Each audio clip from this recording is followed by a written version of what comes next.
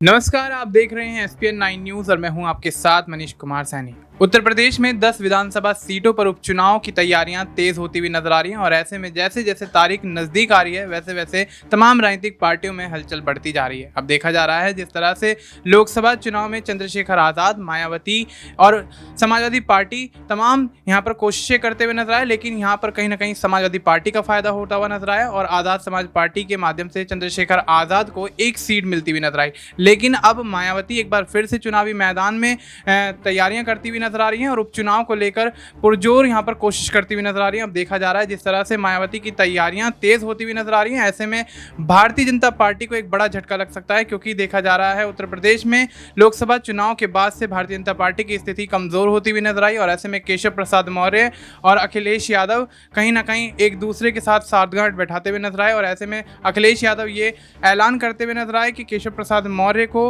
वो 100 सीटें देकर सरकार बनाएंगे और ऐसे में केशव प्रसाद मौर्य को ऑफर भी देते हुए नजर आए और उन्होंने साफ इनकार कर दिया। लेकिन अब इन चीज़ों को लेकर कहीं ना कहीं सियासत एक बार फिर से गर्माती हुई नजर आ रही है। अब देखना दिलचस्प होगा कि विधानसभा उपचुनाव से पहले कोई बड़ा खेला होता हुआ नजर आता है और विधानसभा उपचुनाव में आखिर क्या कुछ स्थिति उत्तर प्रदेश की राजनीति में बनती हुई नजर आती है। इस मुद्दे पर तमाम चर्चा के लिए हमारे साथ सिराज मौजूद हैं। सिराज, क्या कुछ लगता है जिस तरह से उत्तर प्रदेश की राजनीति में भारतीय जनता पार्टी की स्थिति कमजोर होती हुई नजर आई लोकसभा चुनाव के बाद से, और ऐसे में देखा जा रहा है एक बार फिर से उपचुनाव सर पर है और ऐसे में भारतीय जनता पार्टी के अंदर उतनी चहलकदमी नहीं है जितना अन्य राजनीतिक पार्टियों के अंदर है। मायावती की बात की जाए, लोकसभा चुनाव में पिछड़ जाती हैं, एक भी सीट हाथ नहीं लगती, लेकिन उपचुनाव को लेकर तमाम तैयारियां करती हुई नजर आती हैं और ऐसे में चंद्रशेखर आजाद भी मैदान में हैं। वहीं समाजवादी पार्टी की बात करें तो समाजवादी पार्टी भी तमाम यहां पर राजनीतिक चालें चलती हुई नजर आ रही है। क्या कुछ लगता है, क्या भारतीय जनता पार्टी का सियासी भविष्य कहीं ना कहीं खतरे में नजर आता है इन पार्टियों की तैयारियों के आगे? जी देखिए, मुझे लगता है कि महज लोकसभा चुनाव के परिणामों के आधार पर ये कहना बिल्कुल भी गलत होगा कि भारतीय जनता पार्टी का भविष्य अस्तित्व जो है वो खतरे में आ रहा है, खासतौर पर उत्तर प्रदेश की राजनीति में। क्योंकि आपको समझना होगा कि भले ही भारतीय जनता पार्टी से ज़्यादा सीटें समाजवादी पार्टी ने जीती है, लेकिन राज्य में सरकार अभी भी भारतीय जनता पार्टी के पास है और जिसके हाथ में सत्ता होती है वो कभी भी मुझे लगता है पासा पलट सकता है। और जाहिर सी बात है कि योगी आदित्यनाथ ने इस पूरे के पूरे उपचुनाव को लेकर के चहलकदमी शुरू कर दी है। भले ही वो आपको कह सकते हैं कि टीवी चैनल्स पे या यूं कहें कि सोशल मीडिया पे आपको ना दिखे, लेकिन जमीनी तौर पर भाजपा के जो कार्यकर्ता हैं वो सक्रिय हैं। और जाहिर सी बात है ये उपचुनाव मुझे लगता है उत्तर प्रदेश के 2027 में होने वाले विधानसभा चुनाव का सेमीफाइनल है और योगी आदित्यनाथ की अग्नि परीक्षा है। क्योंकि आपने देखा होगा केशव प्रसाद मौर्य बनाम योगी आदित्यनाथ की जो कह सकते हैं कि लड़ाई थी, जो युद्ध था, जो कह सकते हैं शीत युद्ध था, वो किसी से छिपा नहीं है। और इसको देखते हुए माना यही जा रहा है कि उत्तर प्रदेश में अगर 10 विधानसभा सीटों पर भारतीय जनता पार्टी की हार होती है, फिर मुझे लगता है कि उत्तर प्रदेश में भारतीय जनता पार्टी कुछ बड़ा उलटफेर करते हुए नजर आ सकती है। क्योंकि देखिए, लगातार राज्य में भारतीय जनता पार्टी का जो सियासी कद है वो घटता हुआ नजर आ रहा है और कहीं ना कहीं लोकसभा चुनाव में जिस तरीके से भारतीय जनता पार्टी को झटका लगा है, उम्मीदें थी कि शायद 50 से ज़्यादा सीटें भारतीय जनता पार्टी जीतेगी, लेकिन हम सब ने देखा कि किस तरीके से परिणाम सामने आए और सबको चौकन्ना होना पड़ा। और जाहिर सी बात है कि ये कह सकते हैं कि भारतीय जनता पार्टी इतनी सीटें इसलिए भी जीत पाई क्योंकि मुझे लगता है कि बीएसपी पार्टी ने 15 से 16 सीटों पर वोट काटना या यूं कहें कि वोट का फेरबदल जरूर हुआ, जिसकी वजह से इंडिया गठबंधन को कहीं ना कहीं ये सीटें हाथ से गंवानी पड़ी। और देखिए, जब हार और जीत का अंतर कम होता है तो जाहिर सी बात है हम स्पष्ट रूप से कभी भी किसी पार्टी को नहीं कह सकते कि इसका पलड़ा भारी है या इसका पलड़ा भारी है। और जाहिर सी बात है अब जिस तरीके से योगी आदित्यनाथ लगातार चहलकदमी करते हुए नजर आ रहे हैं, बैठकों का दौर जारी है, लगातार अखिलेश यादव बनाम योगी आदित्यनाथ की जो लड़ाई है वो उत्तर प्रदेश की सियासत में छिड़ गई है और इसको लेकर के ये उपचुनाव जो है काफी ज्यादा मायने रखता है क्योंकि योगी आदित्यनाथ पूरे बलबूते के साथ इस उपचुनाव में उतरे हैं। क्योंकि देखिए,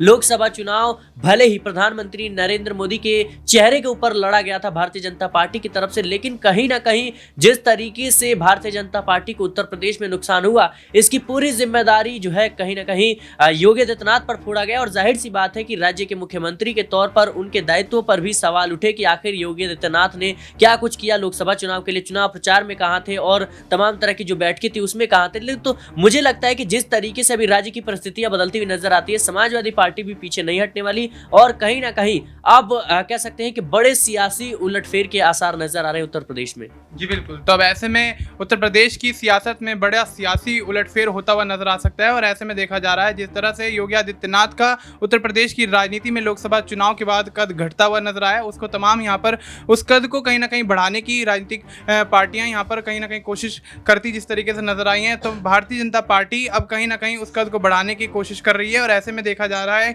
कि जिस तरह से सीएम योगी आदित्यनाथ और केशव प्रसाद मौर्य के बीच जो सियासी जंग थी या शीत युद्ध जिसे कहा जा रहा है कि जो था वो कहीं ना कहीं अब शांत होता हुआ नजर आ रहा है और ऐसे में अब आने वाले समय में क्या भारतीय जनता पार्टी एक बार फिर से सूबे में उठती हुई नजर आएगी? सिराज, क्या कुछ लगता है, क्या भारतीय जनता पार्टी इस स्थिति से उबारने में अपने आप को कामयाब हो पाएगी और आने वाले जो विधानसभा के उपचुनाव हैं उसमें कोई बड़ी रणनीति यहाँ पर खेलती हुई नजर आएगी जिससे जो खामियाजा यहाँ पर लोकसभा चुनाव में उनको उठाना पड़ा उसकी क्षतिपूर्ति की जा सके? क्या लगता है? जी देखिए, जाहिर सी बात है कि भारतीय जनता पार्टी को जिस तरीके से लोकसभा चुनाव में हार का सामना करना पड़ा है, यूं कहें कि कई सीटों को हाथ से गंवाना पड़ा, जाहिर सी बात है कि आरएसएस के साथ यानी जो आरएसएस के प्रमुख है मोहन भागवत, उनसे भी मुलाकात योगी आदित्यनाथ की हुई और ऐसे समय पर हुई जब केंद्र से और कह सकते हैं कि दिल्ली से लखनऊ के बीच तनातनी का माहौल था। तो ये मुलाकात काफी ज्यादा मायने रखता है क्योंकि देखिए आरएसएस जो है मुझे लगता है कि इस वक्त जो है भारतीय जनता पार्टी के साथ है। उत्तर प्रदेश की राजनीति में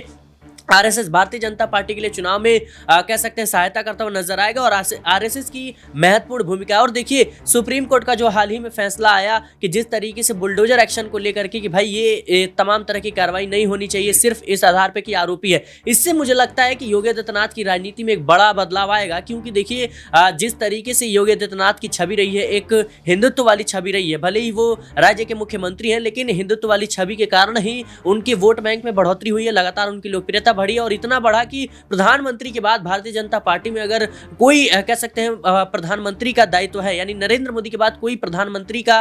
पद का दावेदार है तो वो मुझे लगता है योगी आदित्यनाथ है और इसको लेकर के लगातार उठापटक की स्थिति मची हुई है। तो मुझे लगता है योगी आदित्यनाथ के खिलाफ यूं कहें कि जिस तरीके से सुप्रीम कोर्ट का फैसला है योगी आदित्यनाथ के लिए एक बड़ा झटका है क्योंकि देखिए योगी आदित्यनाथ की छवि जो है इससे और ज्यादा बढ़ी थी कि तुरंत एक्शन हो रहा है, लेकिन मुझे लगता है जिस तरीके से कार्य हुए, जिस तरीके से एक्शन लिया उसको भी कहीं ना कहीं सुप्रीम कोर्ट ने उस पर सवाल उठाए। तो अब आने वाले समय में योगी आदित्यनाथ को नए विकल्प की तरफ जो है देखना पड़ेगा और मुझे लगता है भारतीय जनता पार्टी अब और ज्यादा अग्रसर तरीके से चुनावी रण में उतरने वाली है। जी बिल्कुल। तो अब ऐसे में यहाँ पर उत्तर प्रदेश की सियासत में योगी आदित्यनाथ को यहाँ पर नई योजनाएं, नई रणनीतियां लेकर आनी पड़ेंगी क्योंकि देखा गया है किस तरह से यहाँ पर लोकसभा चुनाव में भारतीय जनता पार्टी को बड़ा झटका लग जाता है और ऐसे में अगर यहाँ पर तमाम विपक्षी पार्टियां मजबूत होती हुई नजर आ रही हैं तो भारतीय जनता पार्टी को भी सियासी मैदान में उस हिसाब से यहाँ पर कोशिश करनी चाहिए क्योंकि जिस तरह से लोकसभा चुनाव में परिणाम भारतीय जनता पार्टी के पक्ष में नहीं आता है, समाजवादी पार्टी की तरफ परिणाम मोड़ता हुआ नजर आता है।